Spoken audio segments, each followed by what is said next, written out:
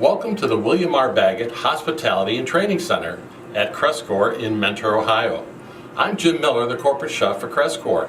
Today we're going to take a look at some hot smoking and produce some delicious foods. So let's get cooking. Welcome to Cres Cor. We're going to do a pork shoulder now. We're going to actually slow roast and smoke it overnight with the Cres Cor smoker. So I'm going to show you how to set that up and then kind of set it and forget it. Alright, well let's set up our oven and smoker. Turn the power on and give it a second as it runs through a low temperature setting. Since it's at room temperature right now, what we're going to do is run it through and set up a cooking temperature. So we push cook. Obviously it was at 350 degrees. We don't want to go that high with our pork roast. So we're going to take it down to 2 1/4, 225, and push to set. Automatically goes to the hold button. It's flashing. Again, 180 is a bit high for holding. I think we're good at 160. So we'll push to set. And it asks for the timing. Time, hours and minutes. Right now it's at 10 minutes. We're probably looking, I've got a roast that's about 7 pounds.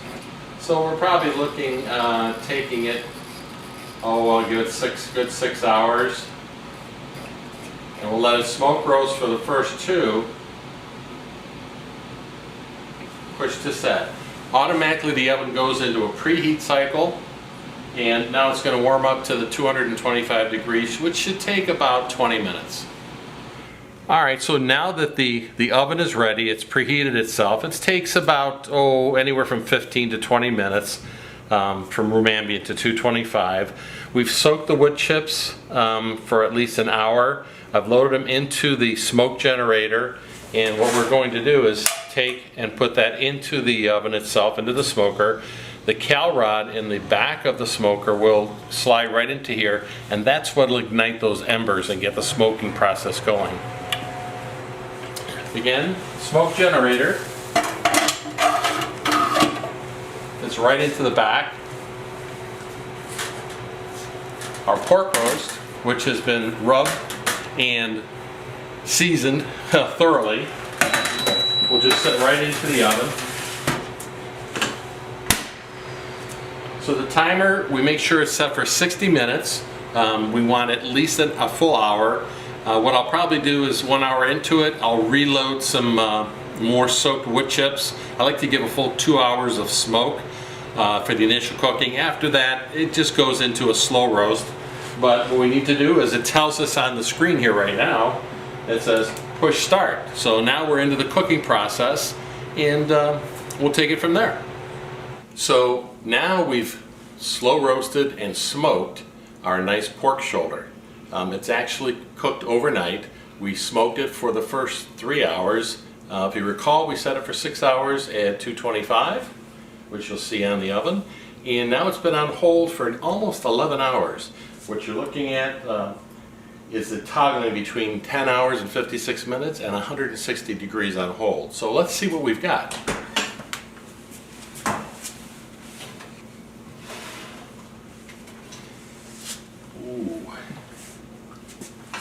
Beautiful. Got a beautiful bark on this pork, fully cooked. I'll be shredding it in a little while, but absolutely fully smoked and cooked. If you'll notice, I took it off of the pan that was on initially to get the smoke all the way around the pork roast, and I put it into a half pan because I like to slow roast it while I'm catching some of the natural juices and drippings. So we'll be able to mix some of that into the pulled pork when we finish it off. Alright, so now what I've done is taken the pork and actually put it into a little bit larger pan, and we're going to start pulling that pork for you and take it apart, get the bone out of there, etc. But the larger pan will give us a little more room to work with as we pull the pork. So we've got a lot of smoked flavor, but really don't want to serve that fat. So what I'll do is take a lot of that off. Now some people will take the pork and pull it with claws. I like to do it by hand and make sure I get all the excess fat out of the way. don't like to put that. I don't like the feel of that in our mouth. And you can see how the bone just comes right apart. That's absolutely gorgeous. It's well cooked, slow roasted. We did it at 225 overnight, if you recall. So just bone just comes right out. Now the rest of the meat will just fall apart.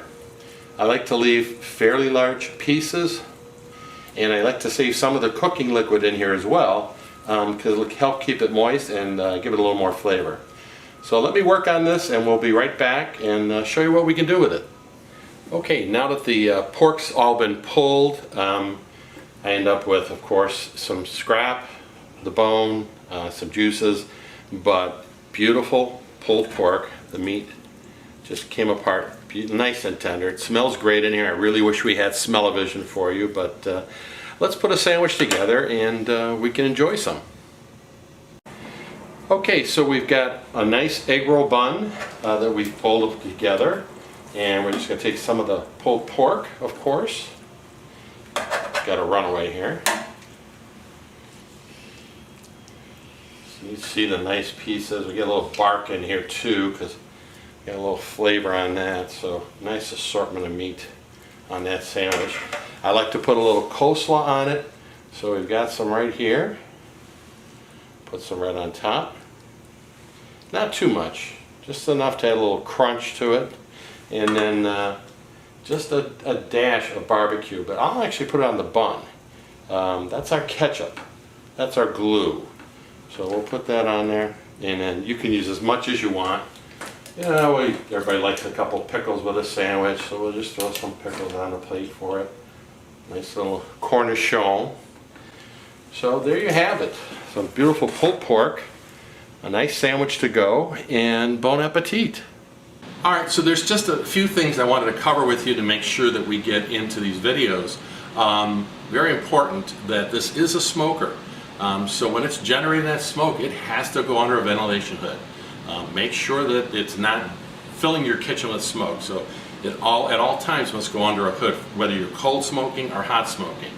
And as far as the wood chips, it's totally up to you what you want to use. There's times with poultry and fish, I like to use fruit woods, whether it's apple or cherry. And then with some of the heavier meats, the beef and that, it's really good to go to hickory.